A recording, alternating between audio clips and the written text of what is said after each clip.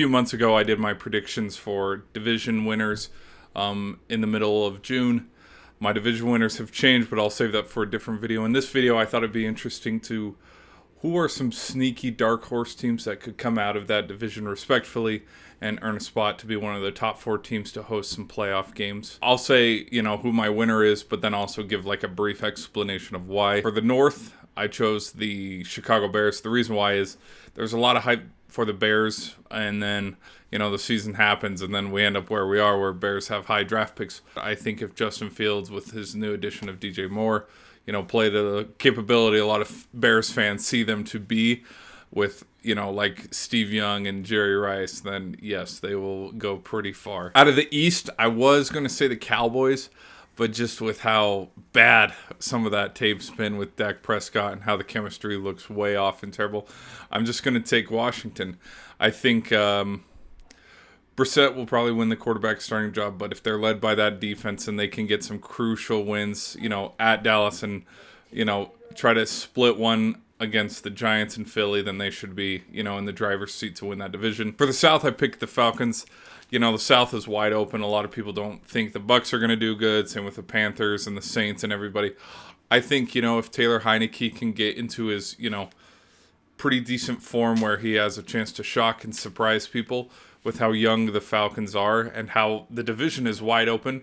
But if he takes advantage of that, I could see the Falcons win in the South. For the West, I put the Cardinals. I would have put the Rams, but I think the Rams have a lot better shot than the Cardinals. But we obviously know it's probably going to go to the 49ers. But I still have high hopes for Kyler Murray. I still think he's a decent enough quarterback that can stay in this league. Now, the only thing that I see with the Cardinals is if they can stay afloat for like the first 5 weeks with Colt McCoy, it's going to be a tall task because they got a lot of rough games there. But if they can stay afloat and wait until Kyler gets back and he plays decently, it's difficult. That's why, this is a dark horse list. So AFC North, I put the Browns. And the reason why is because right now, AFC, we look, hey, it's going to go through Joe Burrow, but he's injured right now. And so I've alluded to this before, but if the Browns can take advantage of the first 5 weeks of Joe Burrow's potentially out and try to jump on that division lead really quick by beating the Bengals, but then also the Ravens, hey, Steelers could be a cakewalk. That's 3 easy wins right there. Potentially take a lead and cruise for the rest of the season. For the East, I put the Jets. And it's just because, watching a little bit of Hard Knocks, Aaron Rodgers looks like he's got the guys going. But how well they did last season with that young defense, what was missing is a key piece, which is the quarterback, because Zach Wilson is not what Aaron Rodgers is.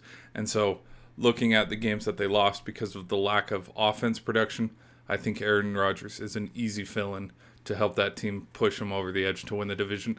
They just got to split, I think, one with Josh Allen. I could see them easily getting 2 against the Patriots in Miami, but we still got to play some ball games. For the South, I put the Titans. I mean, they still got Derrick Henry, and the South is kind of a mess right now.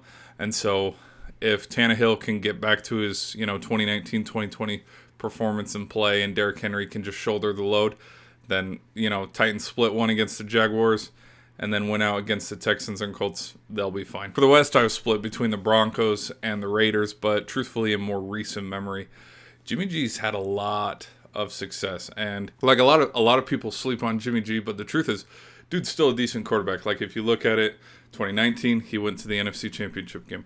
2021, 2022, he's been to 3 out of the last 5. And he went back to back. So it's like, dude's pretty decent, all things considered. So I think he's a good piece into helping that Raiders team. Plus he's got Devontae Adams, star wide receiver, and maybe the holdout with Josh Jacobs will be over by then, and Raiders can go sneak out a couple wins. Now, they'd have to beat the Chiefs at home because I don't think they can beat them at Arrowhead.